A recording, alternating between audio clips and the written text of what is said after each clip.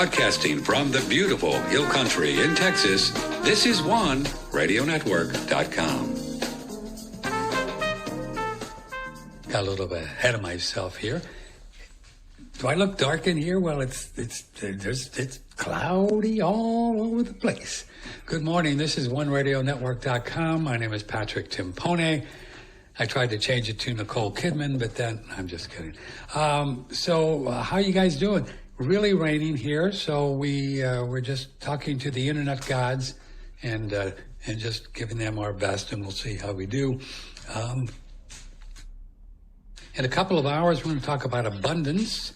You know, abundance, kind of like the Federal Reserve Bank of New York, where you just print all the money you want and then lend it to the country. That's abundant. So we're a very abundant country, and we're into debt and money, and it's great. And we're going to talk about what money is with this lady with abundance, and you'll be surprised what money really is. Okay, and then tomorrow, Adam Bergstrom will be here, and then also Richard Proctor. Speaking of money, he has a new book out called The Lies the Banker Tells You When You're Sleeping, and it's a great book. He's a constitutional guy, and if you understand the way banking works, you'll probably never use a credit card again, but you can if you want. So we're going to have fun this morning and introduce you to a fellow by the name of Varis Ahmad. And he finds himself in Thailand this morning, where it's 11 o'clock. We've been talking a lot about carnivore, as you know, the last 6-7 months.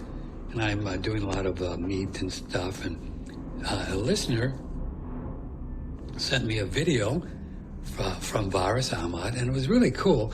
And he actually had a little clip of an interview we did with Agenus of Underplanets many years ago of Patrick and Agenus, and he was talking about eating raw meat, and so that's kind of a fun idea. So we have a lot to talk about. He's into permaculture and regenerative farming, and Mr. Ahmad, thank you so much for being here, and welcome to One Radio Network. Thank you. It's a privilege to be on the network. You know, I've been listening to you guys since I was a teenager, 18, 19 years old. No, you haven't. Really? Yeah, it was about a decade ago, so I was maybe like 20. Wow. So it's just funny, 10 years later, I'm here being interviewed on the One Radio Network. So you're 30 years old. You're just a kid. It's just great. No. Yeah, I just turned 31 3-4 days ago. Amazing. Boy, you were into a lot of cool stuff. You must have been a pretty noodle kid. Were you? What kind of childhood you had, Mom and Dad? Yeah, both parents were in the picture. Since a young age, when I was about 12 or 13, my father had caught sight that I was pursuing my own independent studies. I loved to research things on my own, and I'd come home from school, do homework, and then I'd go on the laptop and just read about history. Wow. And when that caught his attention, he had me initiated into Sufi orders, Naqshbandi and Sufi orders. So from a very young age, I had tutelage, training, and education from, you could say, these spiritual esoteric orders, which Sufism is like it's the equivalent of what Gnosticism would be to Christianity. It's the esoteric or veiled hidden concept of the religion. And there's intellectual training, spiritual training, and so on. Was Rumi a Sufi? Exactly, yeah. He was. Yeah. Somebody brought up a quote from Rumi on my show a couple of weeks ago, strangely enough, and he was talking about the way to know God, and it's the first way you can try prayer, and then there's meditation, and then there's conversation. And similar to my spiritual path, which is Ekankar, which is contemplation, which is conversation, it's a bit higher practice than meditation. Does that resonate with you? It does, because these social conversations with another, if you remember yourself in that moment, you can remember what you are not, the personality, and realize that you are the other. And in that social moment, you can really climb to a higher state of consciousness where you see the single being in yourself and the other who's communicating with you. So without a doubt, it's like for me, social environments with family, they are in a sense like a training. They train the soul to bypass the ego. Yes, exactly. Exactly. I spent a lot of years just sitting, observing my thoughts, right? Ahmad, as I look back on that, even though it was a good training, it was really a waste of time. You know, you know what I'm saying? It really was, you know? It doesn't get you very far, does it? But a social environment, you know, you can have enough people pushing your buttons and pulling your triggers, and that's the opportunity right there to see if you can transcend those automatic reactions you have ingrained within yourself. Right. So it feels like Divine Spirit puts us in place with people and through the magic of Spirit to get those special button pushers so we learn. Exactly. Yeah. That's my perception. Is that your perception? Yeah. Yeah. Well, so what would you? How'd you get this interest in nutrition, like you talk a great deal about? And by the way, Ahmad doesn't have a website. He's the only man on planet Earth that doesn't, on the Earth plane rather, doesn't have a website. So Google keeps and YouTube, they keep trying to email him, want to give him a free one, but no, he doesn't have one. So he just so you just do YouTube videos a lot, and tell us about your work and what do you do? In regards to my published work or my professional work? Both. So my published work, I primarily write about nutrition, and I also talk a lot about that on YouTube. And essentially my stance on nutrition is that it is an open conversation with no limits, and that all dogmas should be put aside, and there's an extreme amount of nuance in all of this. And there's no ideal diet, and there should be specific diets catered for different aims, and people should understand exactly how food affects their body for whatever particular aim they're trying to accomplish. And again, all of this can be learned through conversation. And my books really revolve around that idea. I don't believe there's a single optimal diet for everybody. My professional work, go ahead. No, go ahead. Go ahead. My professional work, early on when I was in my early 20s, I was a military contractor with the Department of Defense. I did that for 2 years, and they paid well. And that gave me the opportunity to leave work completely and pursue my studies.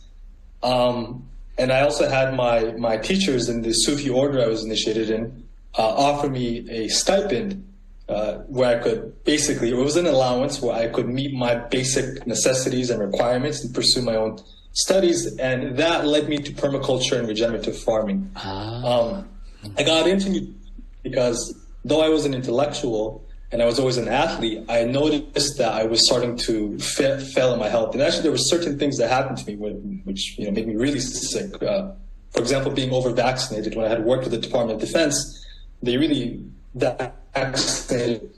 And I started to get autistic-like symptoms, and so that forced me to get into nutrition. And then reading about nutrition forced me to get into the source of the food, which is regenerative farming. And from there, I pursued a career in regenerative farming. I found a passion of working in the hills, mountains, and deserts, and designing regenerative farms.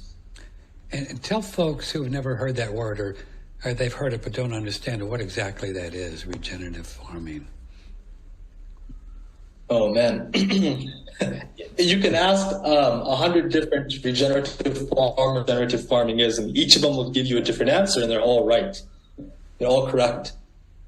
In my perspective, regenerative farming is a very intelligent and wise way of creating sustainable food systems that feed large communities, but that are not only sustainable, but are regenerative to the ecology, meaning that every single year and season, your collective farm gets stronger, more resilient to disease, you produce a higher yield, and in addition to all that, you contribute to the well-being and welfare of the ecology around your farm. So it's a much bigger picture perspective than just conventional agricultural farming, which only thought return on investment. That is my idea of what regenerative farming is. Uh-huh. So Ahmad, there's a way to plant seeds, bring forth different crops, and even though you're taking something, something's going back in at the same time energetically. So that's a regeneration, so you're not depleting as you go. Is that close? Exactly. You're not only replenishing your soils post-harvest with the excess carbon and nitrogenous material on the farm, and you're also adding healthy manures from animals and designing very craft quality compost teas. So we'd get, for example, castings from healthy worms, from healthy horses, healthy cows, put that in huge water containers that can contain upwards of 50 to 100 gallons of water. And we aerate that with an aerator, like put bubbles in it. And then we put in rock dust, kelp, all kinds of very mineral dense plant products. And the fusion of all that creates a very strong probiotic, mineral dense soil replenisher. And then we spray that on the entire landscape. And over time, what you observe is that the farm gets better and better every single year. And by the third or fourth year, there's this like strong vibrancy. It almost looks like as if somebody put, when you take a picture of something and you can increase the vibrancy, the colors. Yes, sir. Regenerative farming does that in real life to a landscape.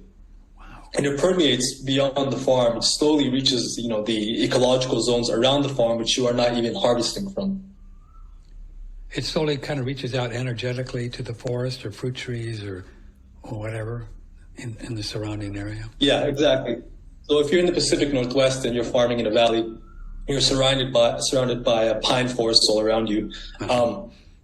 The pine trees and parts of that edge, or parts of that forest which are right along the edge of your farm, will become noticeably more ecologically diverse and active than the forest a mile down the road. Really? Yeah, it's pretty powerful stuff. It's happening on the physical as well as the energetic plane, or the other? Both. And both. It's happening on both. Are you familiar with Rudolf Steiner? I am, yes.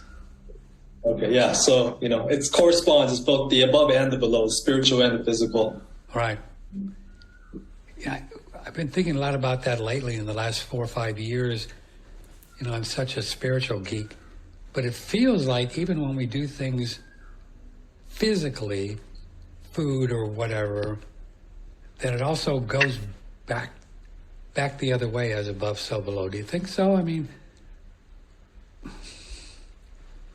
Yeah, very much so. I believe my understanding is that the physical world is a mirror of the spiritual world, and it is connected. Although the spiritual world is anterior or interior and superior, it's the cause. Yes, it is still by chain of effects connected to the physical world, so we can perform physical actions which ripple into the spiritual world.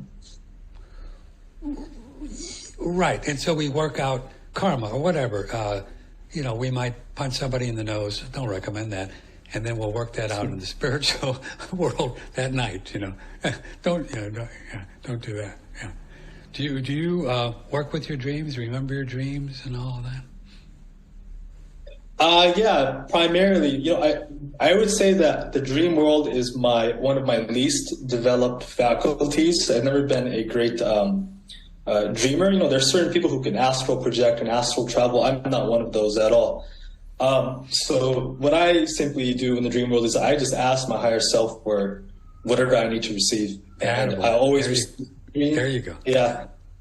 And I'm fairly adept at mythology and symbolism.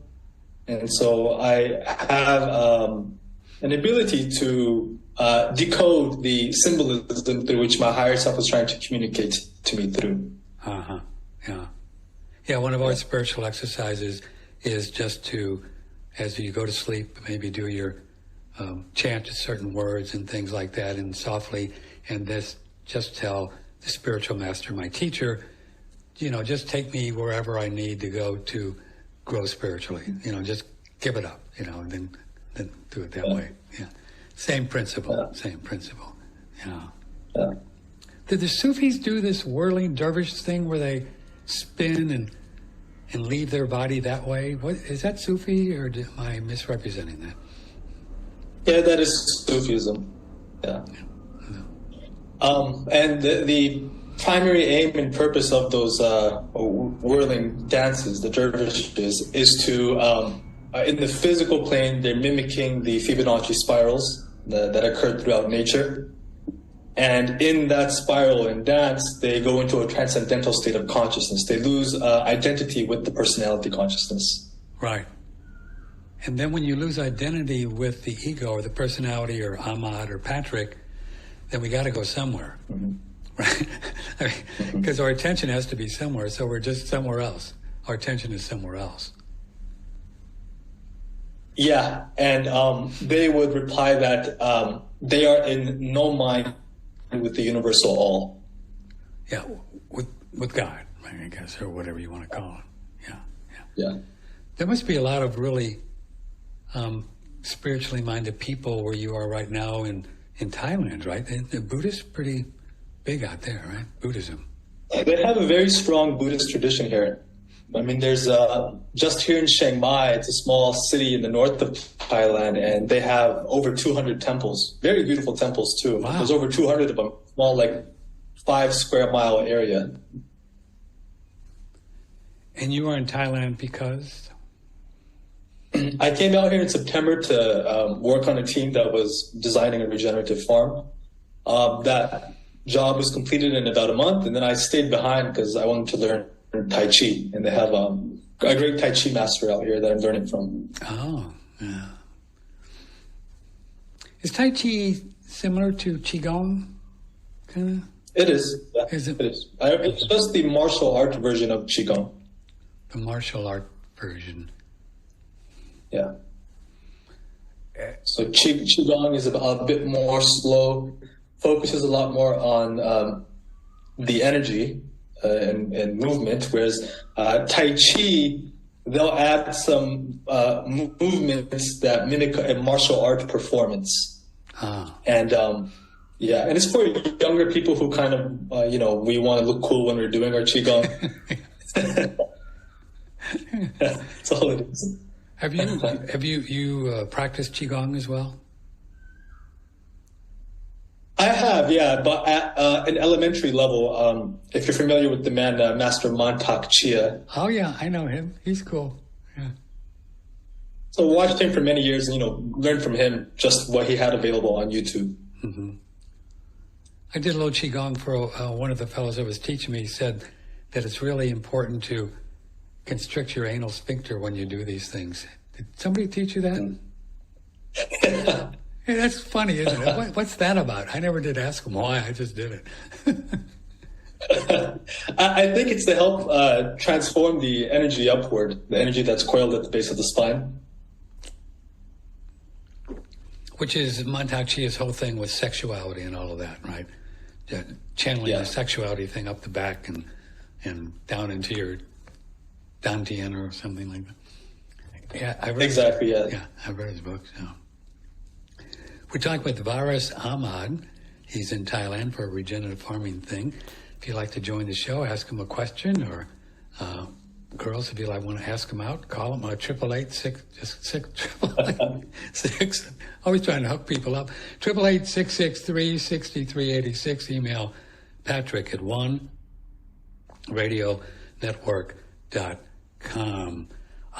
One of your books I saw on Amazon, this is great. Nutrition and Hair Loss, A New Perspective on Male Pattern Baldness. That had to be pretty popular. I mean, there's so many guys, it's like Talk about that. What did you learn about that? Why guys lose their hair? It's a great book, and it is pretty popular. And I bet it is. There have been a lot of people emailed me appreciating the work, and I basically just pointed out some very obvious things which do not happen to be common sense today. And my whole thesis on hair loss, well, first, when I got vaccinated with the Department of Defense, they gave me 44 or 46 vaccines. Wow. And they gave me like this plunger. Yeah, it was like some kind of plunger where they had like 4 or 5 vaccines, and they hit you with 5 or 6 at a time. And they did that, and then they did a dental oral check on me and said, you have a small cavity, go back to your home state, get that fixed, and come back so we can process you and you can go overseas. I said, sure, fine. I did that, and when I came back to Fort Bragg, the Army base where they were processing me, they gave me those 44 vaccines again a second time. I was 19 at the time. And at that time, I remember looking at the Army nurse, like, I just got this, a few weeks ago. I don't think this is safe. And she was like, no, it's nothing. And just punched away, So that happened. And within like 2 months after that, I started losing hair. And within about 15 months after that, I had like full-blown autistic symptoms. I couldn't look at people in the eye, couldn't make eye contact, couldn't socialize. I would think something and I couldn't put it into words. Wow. And so I knew, I had been screwed up. I had to let go of the job because I simply couldn't communicate. I came home, and that's when I got into nutrition. And long story short, I tried many things to help reverse the autism, and finally, raw milk is what worked for me. Raw milk? My raw milk, yeah. I tried like everything, there's the raw eggs, veganism, juicing, and raw milk is what did it. I think it's the raw sulfur content in there. It helps remove heavy metal. Did you say sulfur? Yeah. Okay. Yeah. Interesting. However, I was still losing hair, and I was like, okay, if I brought myself back from the depths of autism, I'm sure this hair loss cannot be very difficult either. Right. And basically what I did was I purchased a wooden comb, and I decided that I would stop doing everything. I would stop eating for about 2-3 days and comb my hair and see if it lessens or not. And I found that when I did fast, my hair loss or hair fall would decrease significantly. And then when I would resume everything else that I did in my life, I would find the triggers of what caused it to fall and what would not cause it to fall. And so I came to a series of conclusions. Okay, well, if I have very bad gluten or wheat, it gives me a headache. That's great. Also shedding hair. And so there were several things like that, and I basically amalgamated all of that into the book. And then when I removed the food allergies, later I found out about infrared saunas, right. Environmental pollutants, and all this stuff. And when I went into that and started that therapy, the hair loss completely stopped, and had come to the conclusion that these pollutants and metals inside of my fat cells and brains and organs were causing hormonal dysregulation. They were causing my glands to fail to function properly. When I simply had them removed through the infrared sauna use and chlorella and things like that, I simply stopped losing hair completely. Now, I can still trigger it today if I eat like really bad bread. Really? I'll like shed hair for like 2-3 days. Yeah, I can still trigger it really bad. If I just do, the wrong things, trigger my hair loss. If I go on a very low carb, 0 carb diet, within 2-3 days, I'll start losing hair as well. And I believe that's because 2 reasons: excess adrenaline and cortisol, because my body's craving the carbohydrates. And also, I have found that if I go too long without any fiber and have too many animal foods in my diet, that if I don't excrete the animal fats and hormones or foods through my digestive tract fast enough, they will accumulate, amalgamate, and cause hormonal dysregulation, much the same way that maybe taking synthetic steroids may. And I remember reading Ogenes's work, and Ogenes also said that it's advisable for people to take some cooked starch every 2 or 3 days so that they can remove excess hormones. And so I found him corroborate my findings as well. Interesting.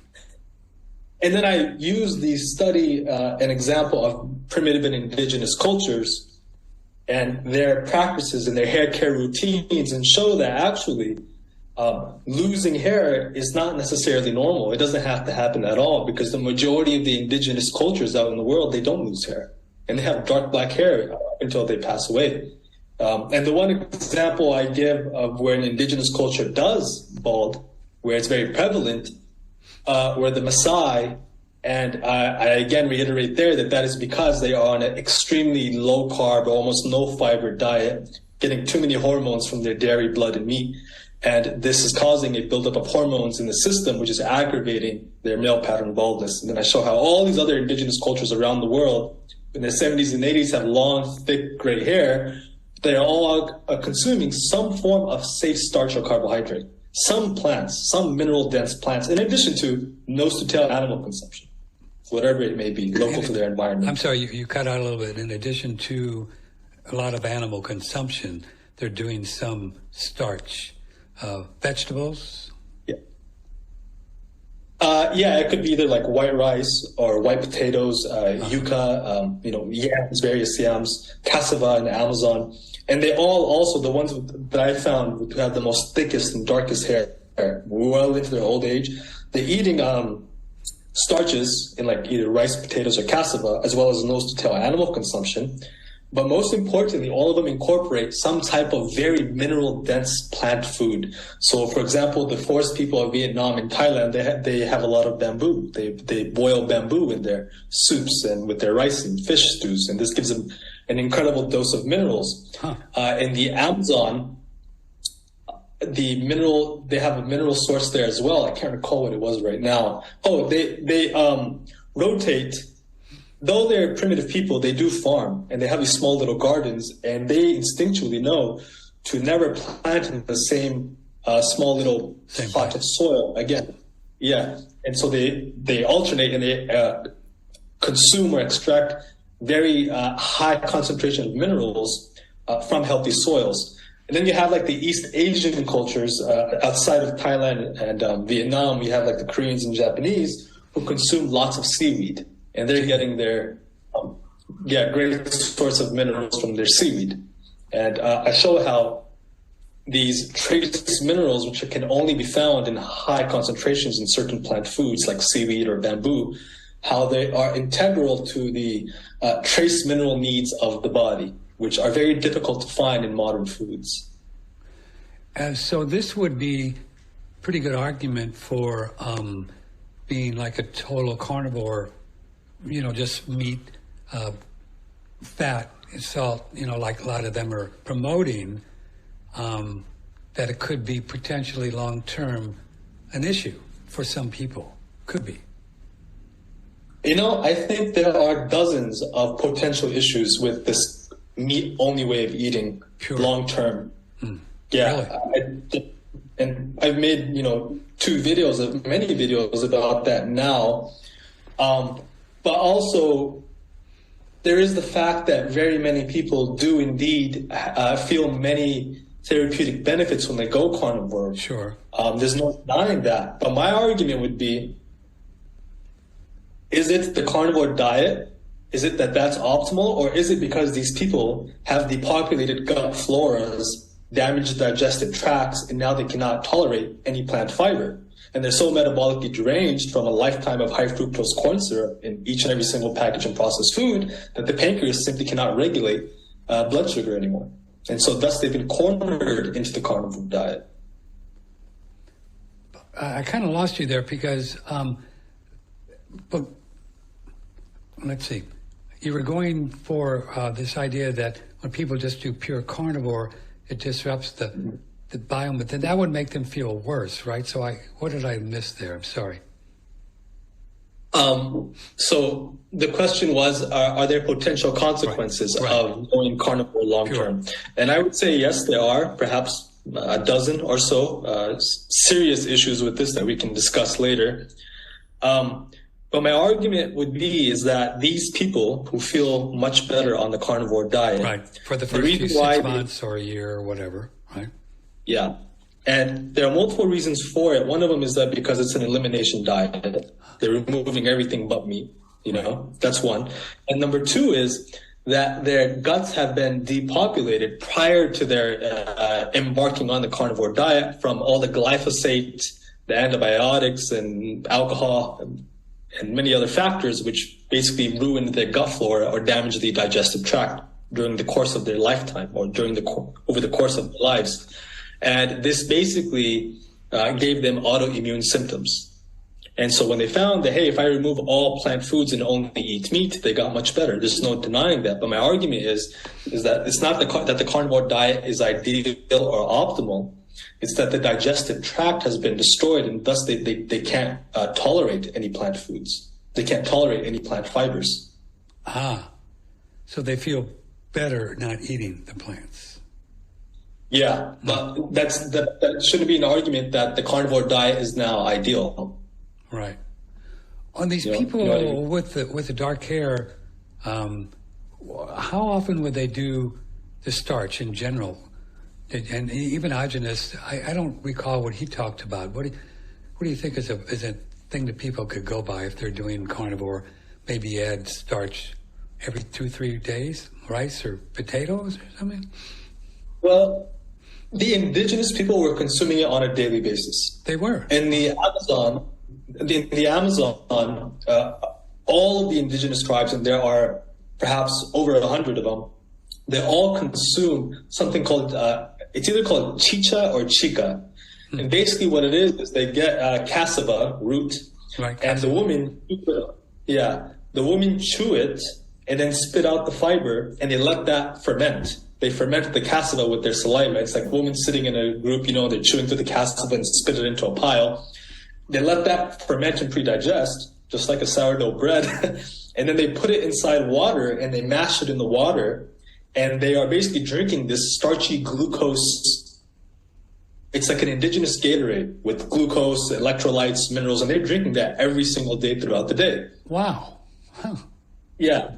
And, in East Asia, white rice daily is very common. Now, for us, for people who are living in the industrialized world, of course, many of us may be metabolically deranged. And I would say it's not the cause or the fault of these ancestrally consistent starches and carbohydrates like potatoes, yams, and white rice, but it's actually the high fructose corn syrup, which was fortified in all the packaged and processed foods that we grew up on. And this causes us not be able to tolerate these foods. And so each of us in the modern world has to find an individual tolerance. Some may only be able to tolerate it once every 3 days. Others may be able to tolerate it once a day or 2-3 times a day. But my perspective is that the harness of starchy glucose from the environment and cooking it and making it digestible is equivalent to us building spears to go hunt down animals and sharp knives to cut apart and to butcher them and to access the meat. That this is something that the human brain, through its intellect, was able to acquire from nature. And it was a necessary part of our development, of our evolution as human beings. The acquisition of starch from the environment. Do you recall? And I say to prove that. Go ahead. No. Do you recall what Agenus talked about years ago as far as the starches? I don't remember. Did he talk about having potatoes or rice every now and then to get rid of this, the too much? Yeah. So it was one of his books. It was either in We Want to Live or Recipe for Living Without Disease. But he recommended that every 2 to 3 days, people have his starch formula. His starch formula was actually soaked nuts or seeds blended. And you can get your starch from that. But then later on in his videos, he then recommended white rice. He told people, you know what, you can also have white rice if you need. And I find that the white rice is much better because the nuts and seeds, if you blend them and consume them like that, they'll ferment in the digestive tract because a lot of these plant fibers need your saliva in order to digest properly, if that makes sense. Yeah. And I think that's why he also transitioned later and advised people to have some white rice. And the words he used was, you may end up feeling stringy. Stringy? If you feel stringy, yeah. And I think that's like what he was trying to allude to was when you have a lot of adrenaline or cortisol pumping through your body because you're lacking glucose, to have some starch. And then he also acknowledged that the fiber from the starch will remove excess hormones in the digestive tract. So the fiber from the starch removes excess hormones that we get from the beef or lamb or eggs and things like that. Yeah, so because the modern industrial people, all of us are very unhealthy compared to what we could have been 1,000, 2,000 years ago even. Sure. And so it takes a long time to push all this food through the digestive tract, especially if you overcook it and, you've gone a lifetime of just a lot of stress. You have weaker adrenal glands, weaker pancreas, weaker liver, stomach acid, etc. And if the transit time of these animal foods takes too long, they will build up in the digestive tract and it causes hormonal imbalances. If that makes sense. I used to do a lot of soaked almonds every morning, Ahmed, for years, and then I quit them about 7 months ago because of the whole oxalate thing. But now I just went back doing soaked almonds about a week ago, and I like them. So I just bless them and say, if there's any oxalates in there, I don't care. I just eat them. It's like this oxalate. This is the new enemy and boogeyman of the nutritional community. Right, it's a new one. Yeah, it's like the new terrorist. It's Russia or Iran, right, or something. Exactly. Yeah. It's kind of ridiculous to me. Speaking of these almonds, though. Yeah. One of the most energy-giving foods, which I incorporate on a daily basis, and I learned this from a man named Lou Corona, if you're familiar with him. I've heard the name, yes, I've heard the name. A great longevity master. The guy's about 70 now, but he's like really in shape. And what he basically taught me to do was you soak these almonds for 24 hours. Right. And then you blend them in a blender with coconut fat. If you can get like a raw coconut and shell out the meat portion and mix that with the almonds and blend them together. But also go the additional step of opening up a probiotic capsule and dispersing the probiotic content into the blender. And, he said, blend it up until it becomes like a hummus-like consistency. And you would have to add some water to this in order to achieve that hummus-like consistency. And you then let it sit for about 4 hours, 4 to 6 hours. And what the probiotic capsules do is that they pre-digest the almonds for you. And I love it. It doesn't taste great. It tastes like vomit, but it makes me feel so good. And essentially, this is the equivalent of, do you remember Augenis's high meats? Oh, yeah. I remember that. Yeah. This is the same concept, but except you're doing it with an almond. You're pre-digesting all of the amino acids and minerals, and they become bioavailable to your body and brain the second they hit your stomach. There's nothing you need to really digest. Yeah. So just soaking them and chewing them well doesn't get it as much as if you add the coconut fat. You wouldn't have to add the coconut fat. The coconut fat, this Lou Corona, he recommends it. I think it is wise to add it because it is saturated fat, a raw saturated fat, and the body can't use that for fuel. And then blending them and putting the probiotic makes it far more bioavailable than just soaking them and chewing them that way. I got you. Something interesting, some of the only species in nature which can properly digest nuts and seeds are the birds. And part of the way they do that is because of their gizzards. When they chew and swallow gizzards, yeah. When they swallow and chew a nut or seed, they have this almost pebble-like stone in their gizzard, which they grind against the nut or seed, and then they regurgitate it, chew on it a bit more, and take it back into the gizzard. And it's basically like a biological blender. That's what the gizzard is. They're breaking it down pebble.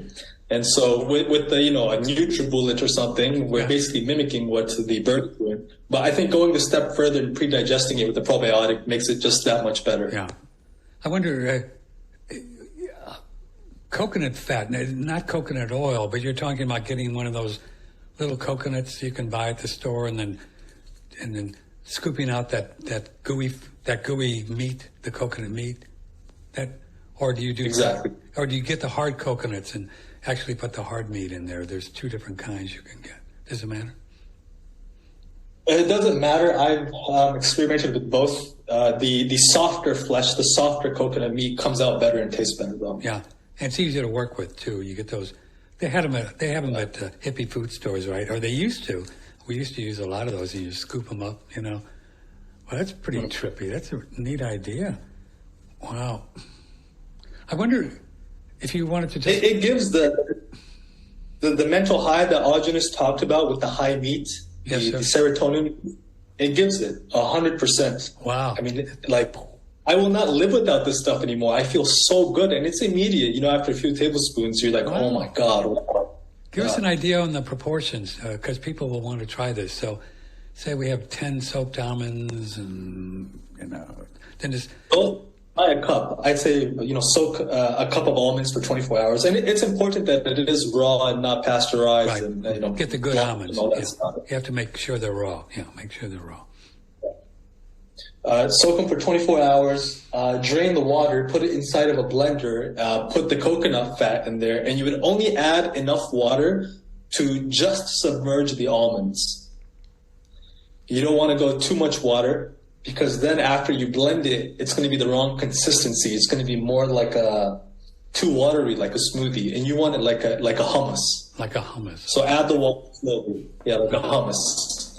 And once that is done, once you've blended all that together and you've also put the probiotic in there, just put it inside of a plastic container and let it sit 4 to 6 hours. And it's ready to be consumed at about the 4-hour mark. And then you can just store it inside the refrigerator. Yeah, and then so do you store it with a lid or without a lid?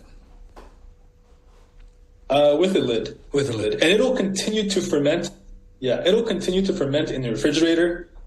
And within 2 days, it will literally taste like vomit, like just the worst possible thing. But it gets even more potent. Wow. It gets even better. So it's just a choice when you want to discard it. Oh, and it tastes like that because it just shows that, when it's being digested by this bacteria, they produce acidic byproducts, and that's just how it's going to taste. Dear friend of mine who, maybe this goes back 10 years or so, or I don't know. She did a weekend seminar with Ajanas, and she was really amazed at how good he looked and his piercing blue eyes, and she was like, she couldn't believe this guy just ate raw meat, and so she did it, and she really liked it. But she also said something I always remembered. She said he smelled a little gamey, he smelled a little gamey. But I wouldn't, I don't know why eating things raw would make you have a gamey smell. I've never noticed that. I do mostly, but I don't know.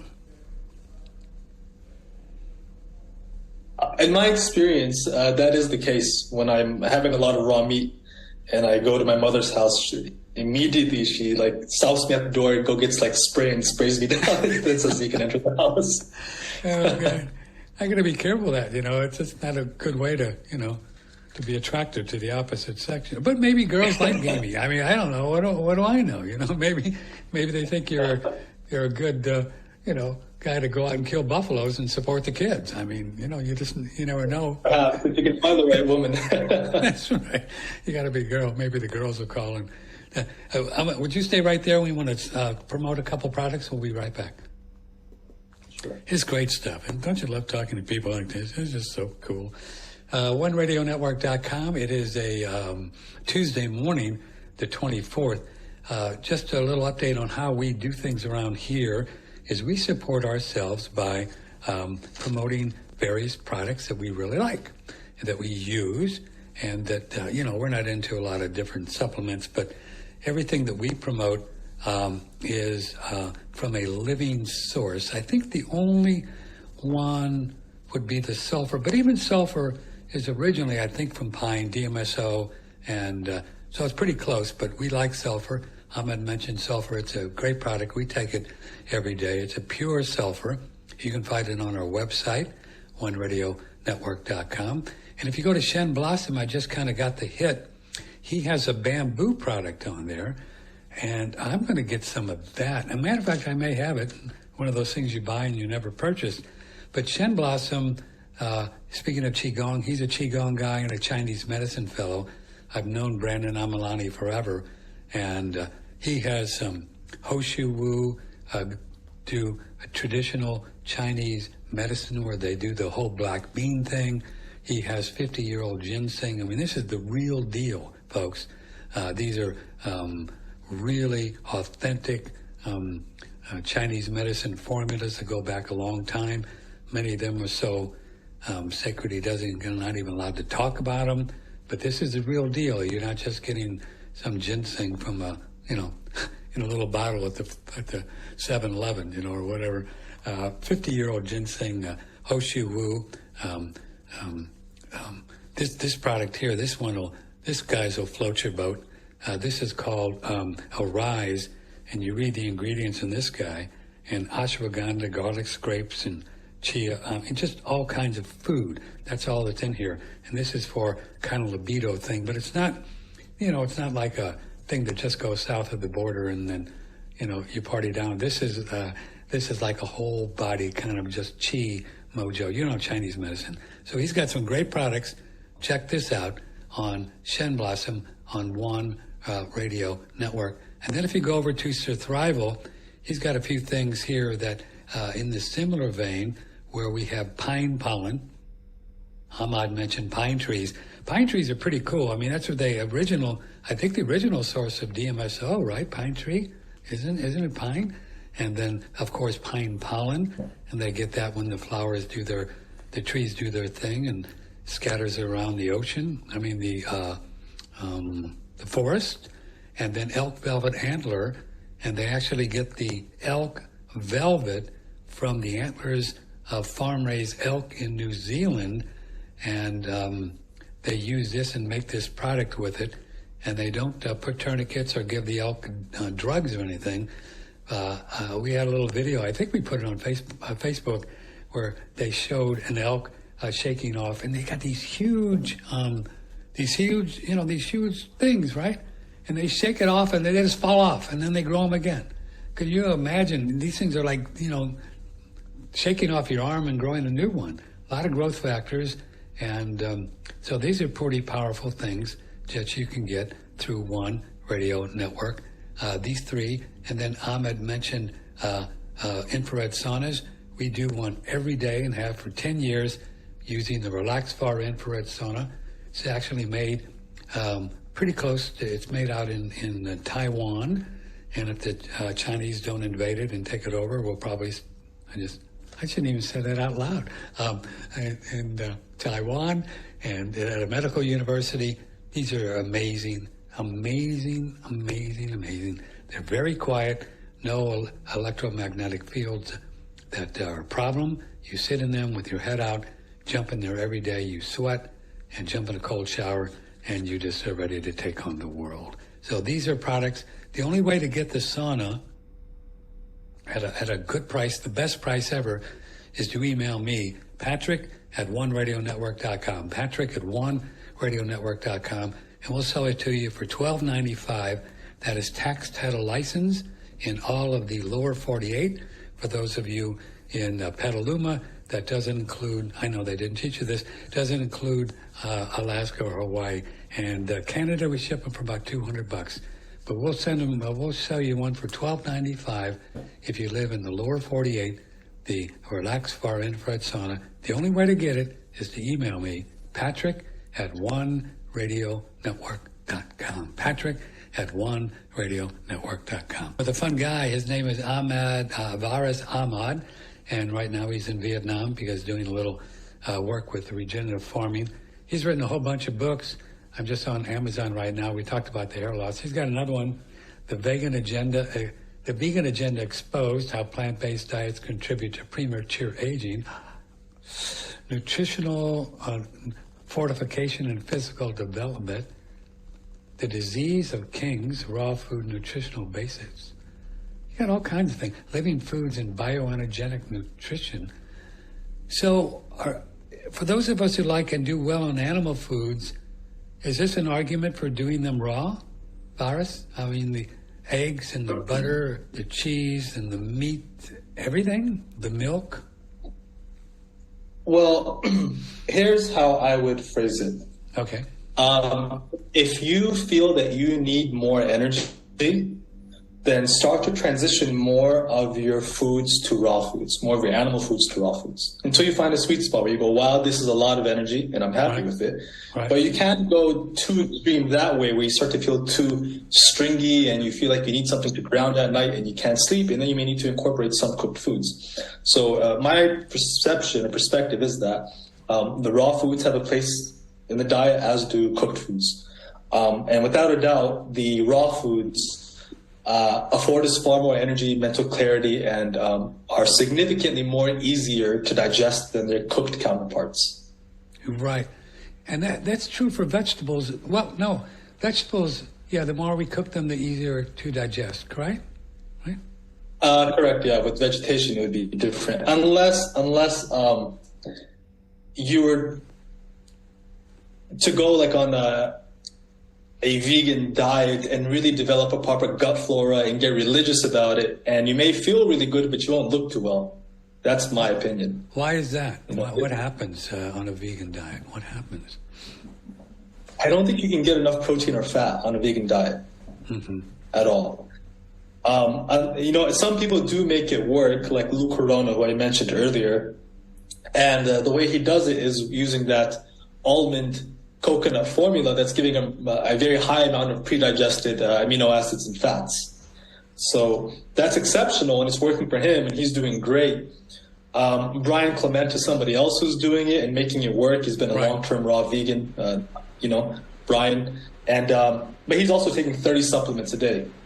And, I've met him in person, and he's in exceptional health. He's a very, very strong man, but you can't then go and recommend that to children and teenagers and young adults who are not going to know what they're getting into. So I don't really advocate for most people. But for those who would be willing to take the exceptional steps needed to make a diet like that work, I wrote the book Living Food and Bioenergetic Nourishment. And I basically give my opinion or thesis on how you can make a raw food, living food diet work. For people who are interested in that in their post-reproductive years. I don't think you should ever recommend it to someone who is not in their post-reproductive years at all. I think it's dangerous. Generally, the vegan folks, so are you saying if they would do maybe raw eggs or cheese or some milk, that's not vegan, of course, but if they just tip that over, they could maybe make it if they're getting some fat in there. Exactly. My diet for a very long time now has been raw eggs, coconut smoothies where I blend the coconut and the fat, this almond formula, and occasionally I'll have some cooked starches. And I'm at 6'1" and 200 pounds, and that is actually sustaining me. And I'm on a raw food diet. And, it's like basically raw vegetarian. I'm incorporating the best of both worlds. And occasionally I'll have meat when my body is really craving it. And I think that if people weren't dogmatic, they could really make these raw food diets work. And it does, in my experience, it affords me a lot more mental clarity and energy than I could get otherwise. And the individuals who I've met who have been on raw food diets, such as Lou or Brian, they're doing exceptionally well. And of course, Augenus was another person, and he was 100% raw animal foods with some vegetable juices. Yeah. So you do raw eggs. You do also use the coconut fat. The same principle with the almonds? When I make the almond, the blended formula, I put the coconut fat, the coconut meat inside the blender with it, and I let both of those become pre-digested together with the probiotic. Right, but then I thought I heard you mention something about eggs in the coconut as well, mixing those? And also occasionally I'll do like just the coconut water and the coconut meat by themselves without anything else. Okay. I'll blend that up, and it turns into like basically a smoothie where I have small amount of sugar, lots of electrolytes, and lots of saturated fatty acids that are very easy to digest. And you'll be surprised when you're getting a lot of good quality raw foods like this. It can go a long way. Yeah. So, yeah, let's talk about sugar. I tend to do better when I have a little bit of sugar, like coconut sugar or something. I just feel better, you know? Mm-hmm. What's up with that? I mean, sugar has kind of been demonized too over the years, hasn't it? Like it's the devil and Hitler and terrible. You're going to die if you eat sugar. Yeah, it has. It really has. And, my belief is that a healthy amount of fructose and glucose has its place in the human diet, always. And that the problem lies in the fact that much of the packaged and processed foods are fortified with ungodly amounts of high fructose corn syrup. And so, yeah, that's an issue and that's a problem, and it's caused a lot of diabetes, obesities, and many other disorders. But, having an apple or a coconut, I don't think that's anything to worry about at all. Now, there are the vegans who go on fruit-based diets, and I think that's like some of the worst things you can do. Of all the raw foodists I've seen, it is those particular fruit-based raw vegans who do the worst, and they end up across the board looking like drug addicts. Really? Wow. So, oh yeah, I mean, there used to be a series on YouTube called "Vegans: The Epitome of Malnourishment," made by a channel by a guy named Gatis. He basically documented all of the fruitarians out there, and he put them in there was like a 9-part series, and these were like young 18, 20-year-old kids, and they were like skin and bones. Oh. In my own experience, when I was first doing all this stuff, I had tried a fruit-based diet, and within a month of it, my mom had an intervention. She didn't believe that it was a fruit-based diet. She thought I was doing like meth and heroin or something. She's like, "You're doing some drug." I was like, "I swear, I'm just eating fruit." And she was like, "How fruit?" I kept believing that I'm going to adapt. What is it? Fruit sugar, it's raw, it's good fuel, but it totally dissolved my bone mass. I got really skinny. Uh-huh. Yeah. If you'd like to ask Ahmed a question or have a comment, it is Patrick at oneradionetwork.com, or you can call. Nobody uses the phone anymore, but you can try it. You still may remember how to do it. 888-663-6386. So have you been able to determine why the hair turns gray? I started doing the gray thing when I was about 30, and now it's getting darker and darker as I move forward, and I don't know why. So I just keep doing what I'm doing. Have you ever figured out why the gray thing happens? Is it a mineral thing? Or? Yeah, and it's pretty fascinating. I'm convinced that it's a depletion of ultra-rare trace minerals. Ultra?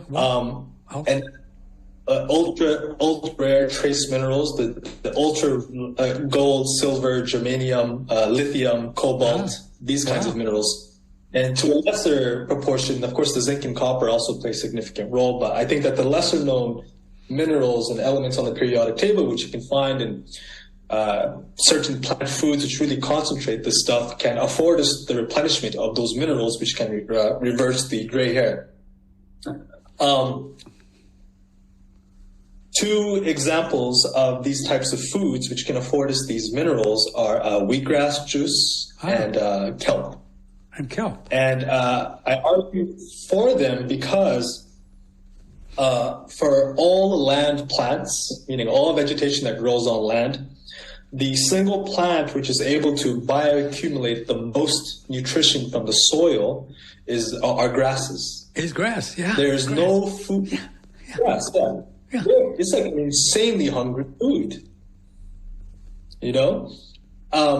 If you have ever grown wheatgrass, you see just how fast wheat will tap into the soil of the tray. You have like an inch of soil in there, and within all of that is consumed. And I've grown, dozens of different types of sprouts inside of greenhouses. And the amount of soil that a tray of wheatgrass is able to consume in a week, the next best vegetable, whether it be like broccoli or kale or spinach, when you grow those as sprouts, it takes them 4 to 6 weeks to accumulate or consume the same amount of soil that wheat would do in a week. Wow. And so it's a very hungry plant. And if you're growing this wheatgrass in a very strong, healthy, compost and mineral rich soil, well, within that 6 to 8 inch blade of grass, if you harvest that on the spot and then juice it, I mean, you're getting just like a strong concentration, a strong shot of minerals. Yeah. You know? Another one, the other one I recommend, it's not as strong, but it's second best, I believe, would be something like a kelp, a seaweed. And the reason for this is because it is the fastest growing land, or not land, but it's the fastest growing aquatic plant. Meaning in all the oceans, it is the kelp that grows the fastest. On average, 1.5 foot a day, the average kelp plant. Really? Wow. And the reason for that is incredibly fast. And the reason for that is because of its ability to consume and absorb nutrients and minerals through its blades in the ocean. And of course, the oceans are just cesspools of minerals. Iodine, which is a rare one you can't get from land plants, but the kelp really does come in second. But people have to be careful with the kelp because the oceans are so polluted today. There's just so much stuff inside there, and oftentimes consuming a little too much kelp can cause reactions. That's what I have found. So it's just smart if you're going to consume it, like a fifth of a teaspoon. You really don't need much of it. Oh, not a lot. And so you just soak it and figure out a way how to eat it, right? Figure out a way how to eat it. If you're going to take the powdered form, you'd want like no more than a fifth of a teaspoon. But it is better if you can just buy like the dehydrated kelp blades or leaves, and then just soak that in water, and it'll be turned into like a soft, moist kelp blade. You'll think you just harvested it out of the ocean. And if you can have a small portion of that daily with your food, I think it can go a long way. It's a lot better than the dried supplement. The problem is a lot of people have difficulty digesting that plant. Right. Folks, ladies and gentlemen, we have, I mentioned Shen Blossom. I mean, he's got some very, very nice, well-sourced out kelp on Shen Blossom on One Radio Network. You can soak it. I guess you just get it down you some way, right? Chop it up and eat it or whatever, right? Exactly. Put it in a smoothie, find something. Now, the reason why I do believe that it's the trace minerals which cause the graying of the hair or the return of color to the hair was in my own experience when I've gone through periods of intense work and stress. I noticed that I start to pop gray hairs out on my beard and in my hair. And, these periods of intense stress coincided with long work hours out in the field, designing a farm in the middle of nowhere, sleeping in a tent, drinking coffee, multiple cups a day, and just working very hard in the sun.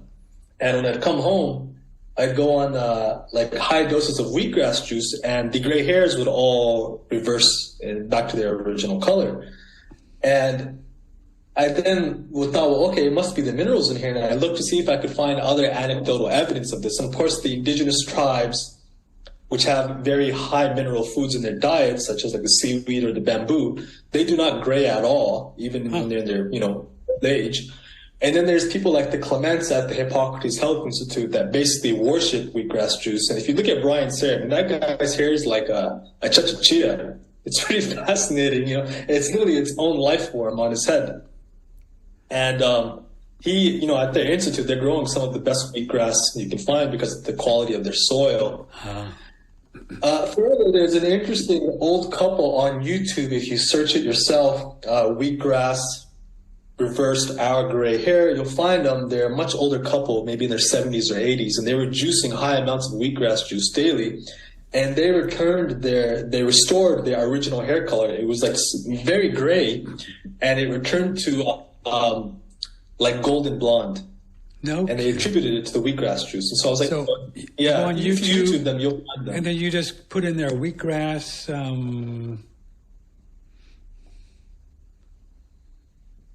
What would you? Reversed my gray hair. Or something like I myself have a video about it. Oh, you do? And that's on your YouTube? We get you back live. Hold on.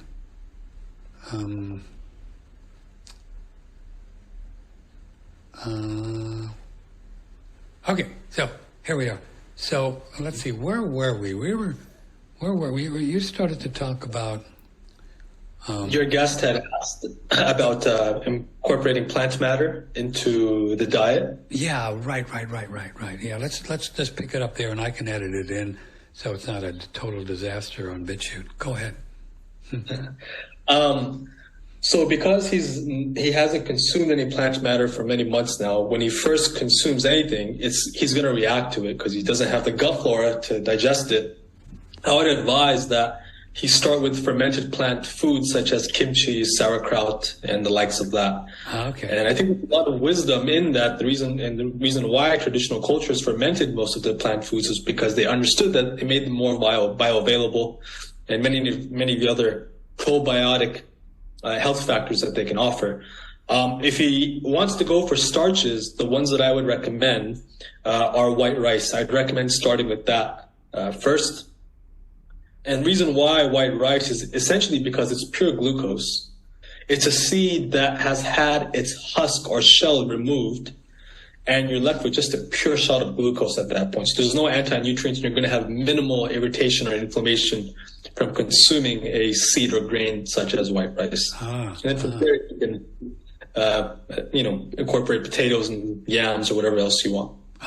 So that would be like an organic jasmine rice, something simple like that. Yeah, exactly. I think, Gundry, the SIBO guy, Gundry talks about the lectins and all that stuff in grains. Yeah. He had suggested, we had him on the show a few times, that the jasmine rice was one of the easiest to digest for some reason. And he always recommended that for people that have this intestinal bile thing kind of messed up, Yeah, and I very often point out in my published works and on my YouTube that, white rice was consumed from the Middle East, from Lebanon or Israel, all the way across Asia into East Asia for many millennia. And it was for a reason. It was because it was the purest form of glucose that they could find that was the most bioavailable and digestible and offered little to no natural plant pesticides or biochemicals which could harm our gut. Wow, that's fascinating. I've been eating grass-fed beef tallow, organic. Now that is cooked. It has to be cooked, right, to get it into a jar. You think there's any issues with that, and because it's been cooked?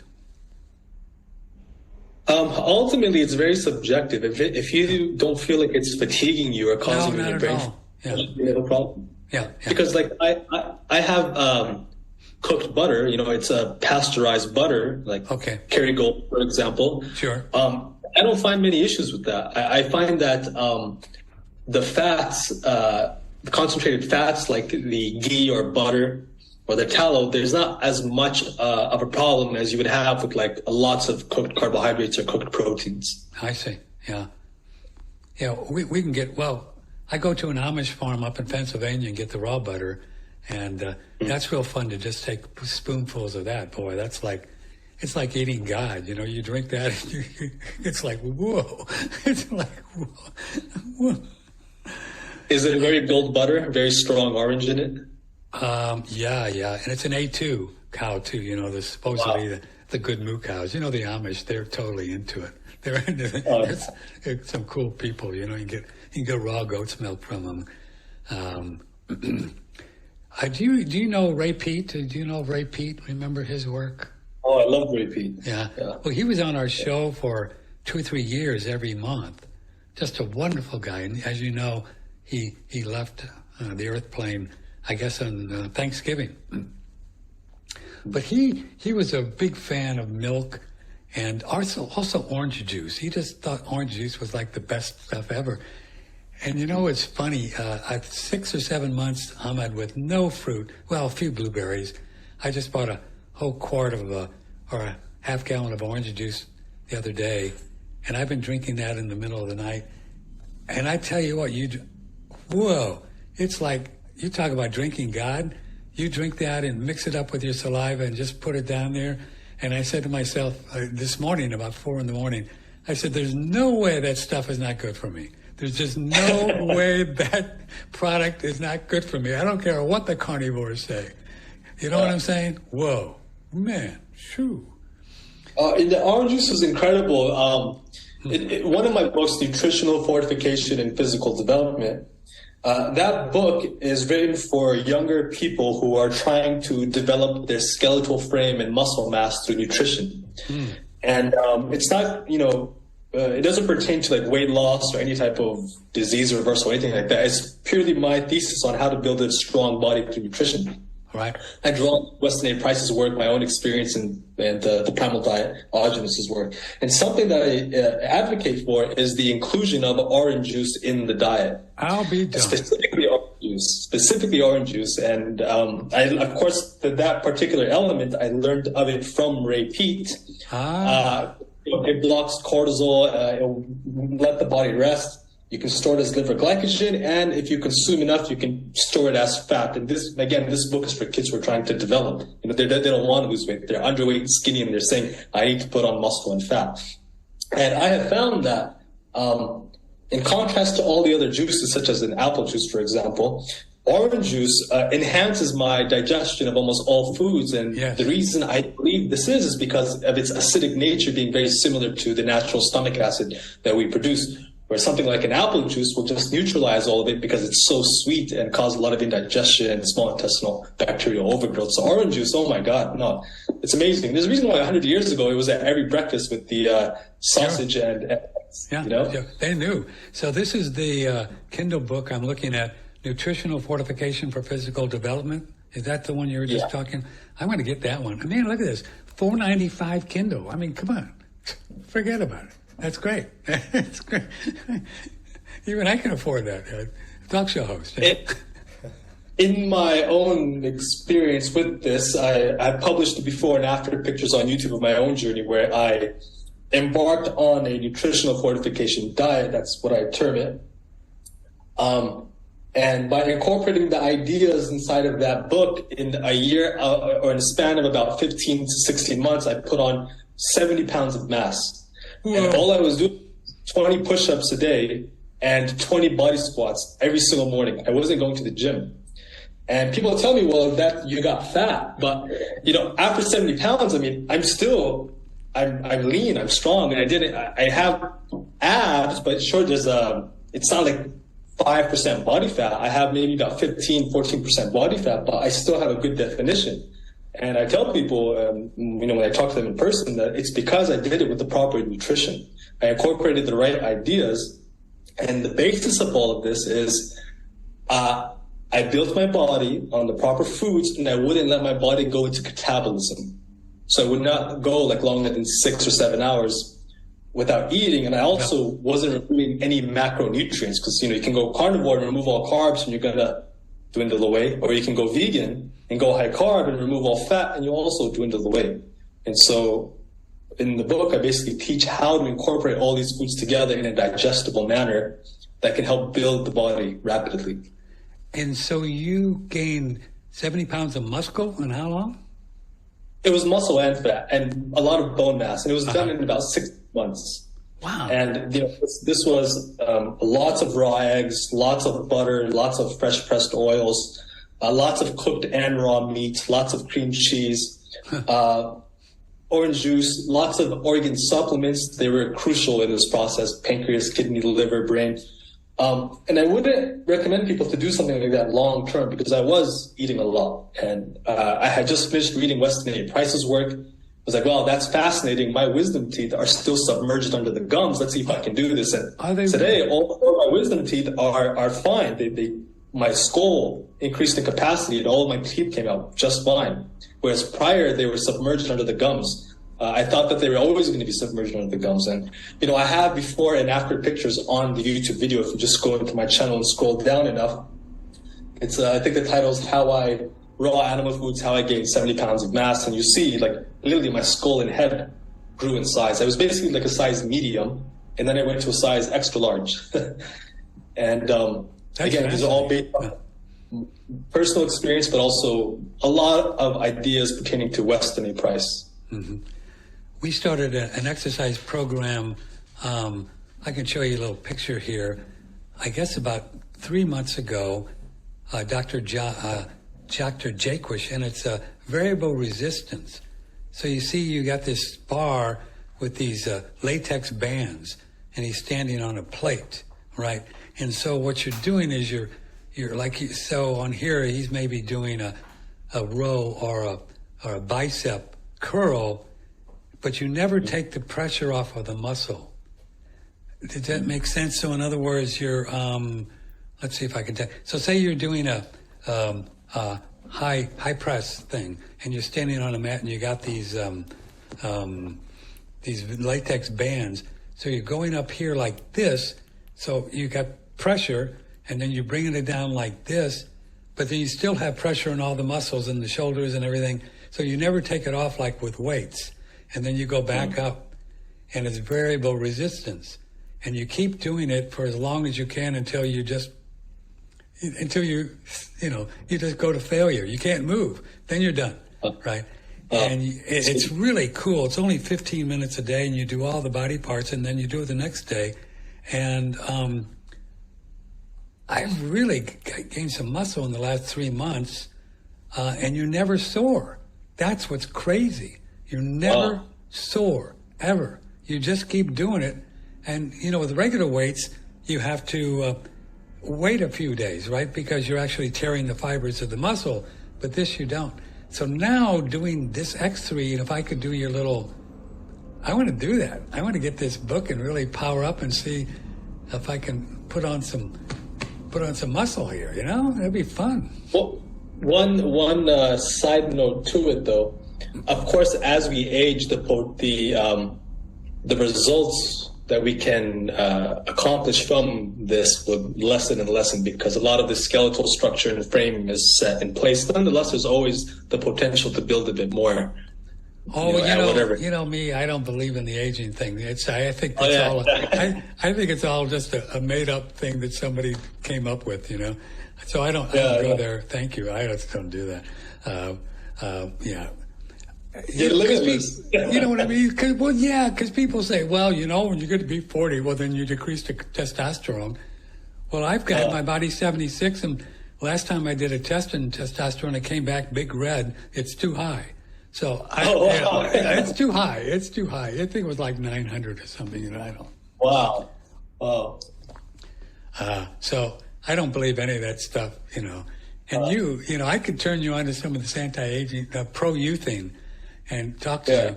And I could help you just stay right where you are forever if you wanted to do that. I don't know if you want to do that.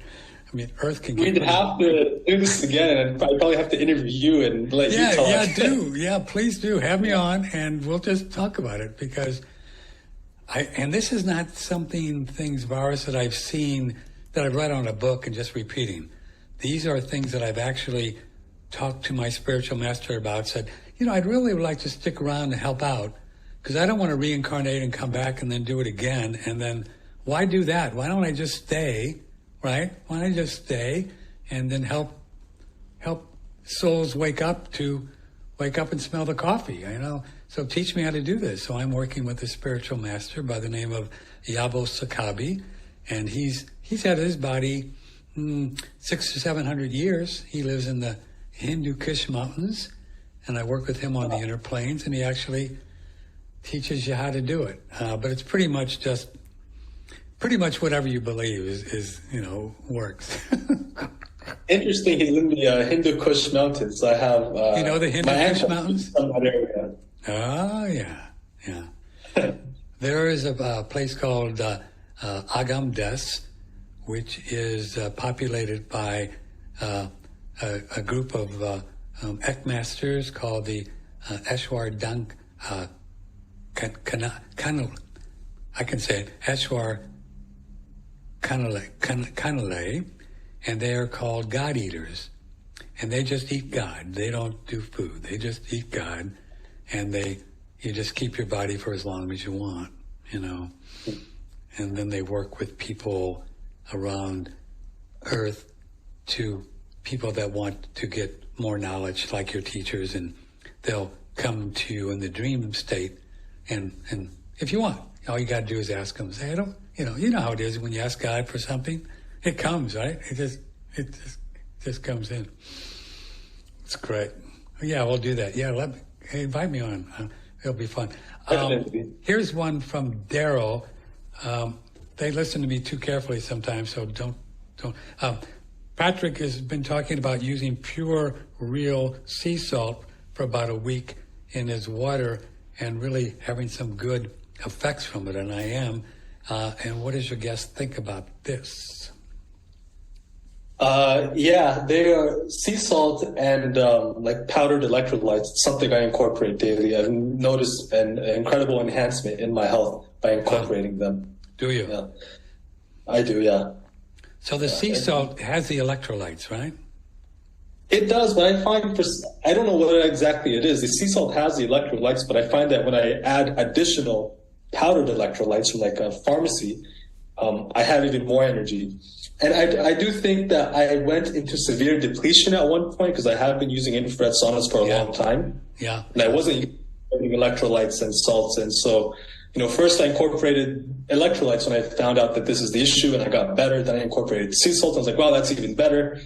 And now I just do both and it keeps me very well hydrated. And I haven't noticed any bad effects, just positive and a lot more energy.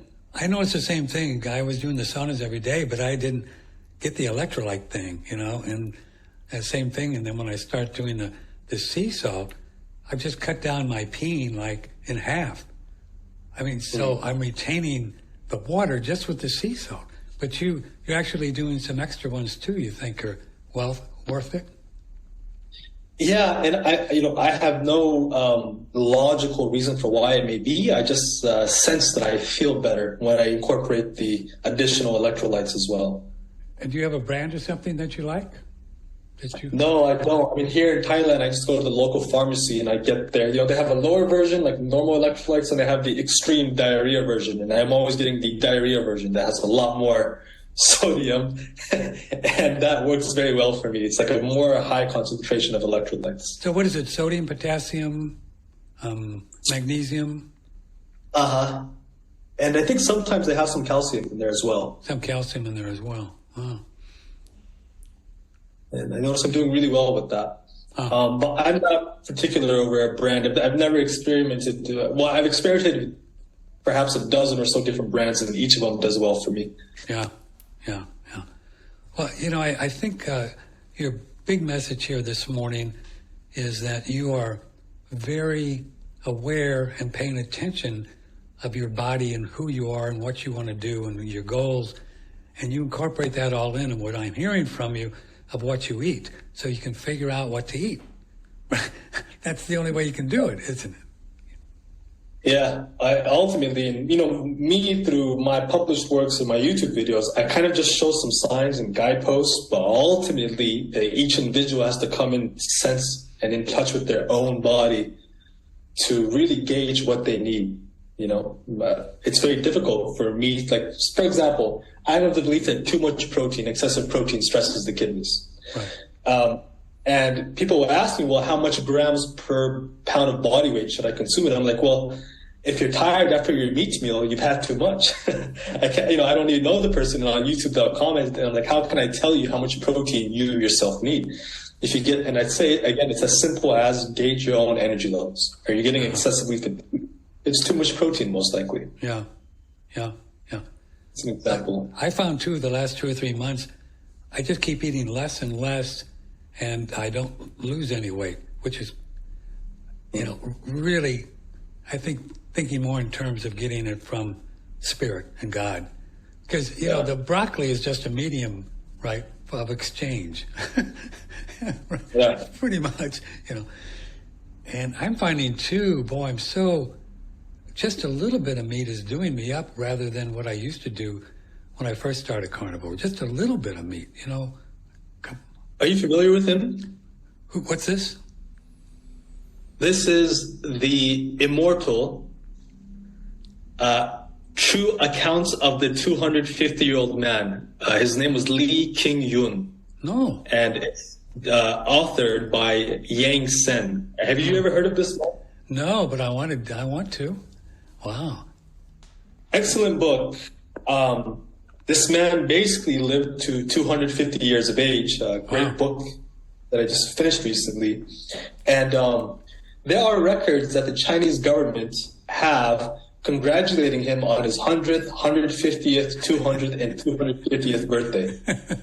And there are records of people talking about how their great-great-grandfathers knew him. And this is not like a few people. This is like an entire valley of hundreds of people who all acknowledge that, yes, our great-great-great-grandfathers knew the guy. And there's just a lot of supporting evidence supporting the fact that he lived to 250 years of age.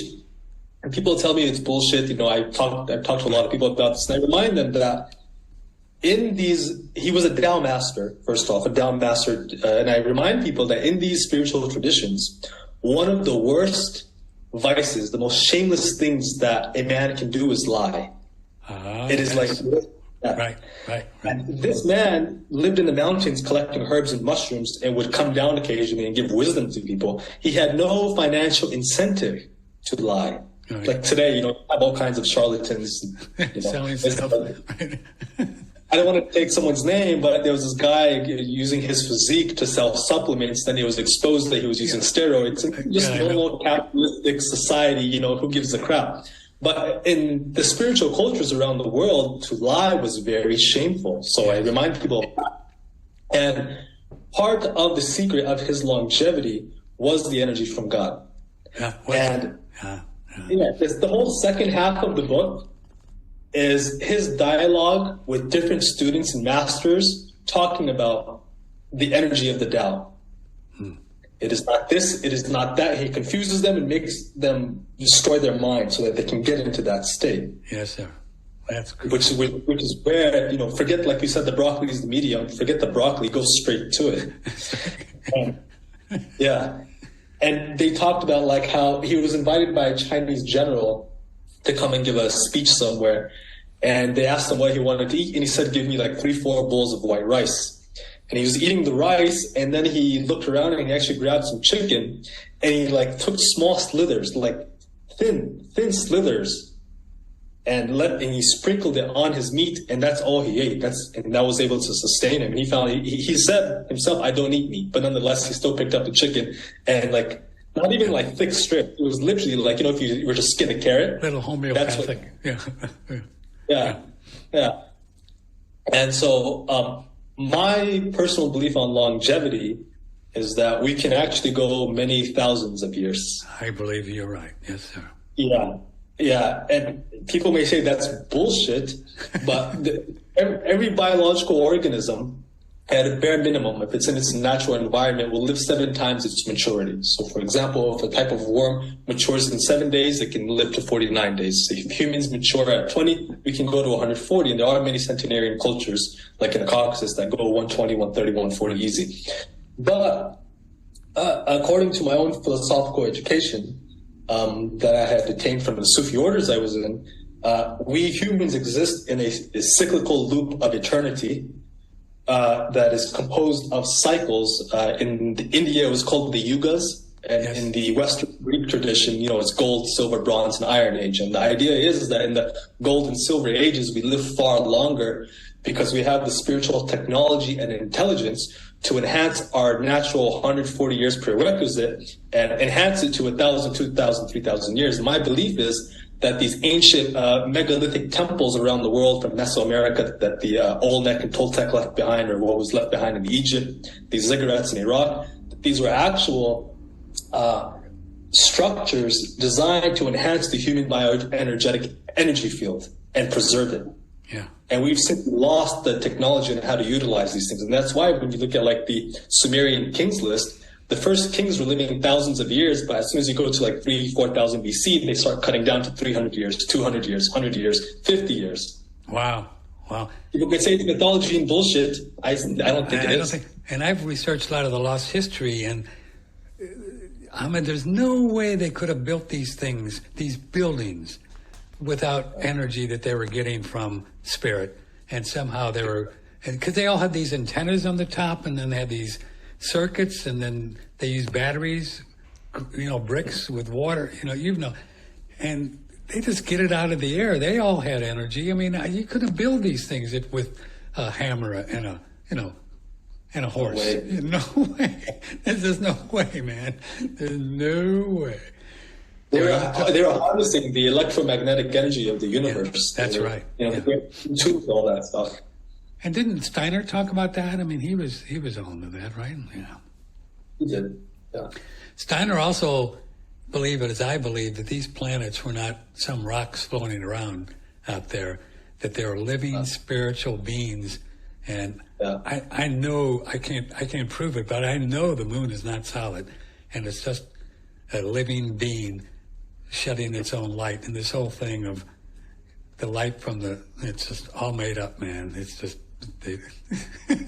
There was that quote from Plato, and I may butcher it a little bit, but because, our Western world, we're very, people have taken a lot of Adderall and they've gone through academia, and everything's bullshit unless some Greek philosopher said it was true. So I'll quote Plato here. And he had a quote that went something like, "This world is indeed a living, breathing being, which gives birth to myriad forms of living, breathing beings." Wow. So, one of the fathers of Western philosophy admitted that this Gaia, the planet Earth, is a living creature, and the whole cosmos is a living creature.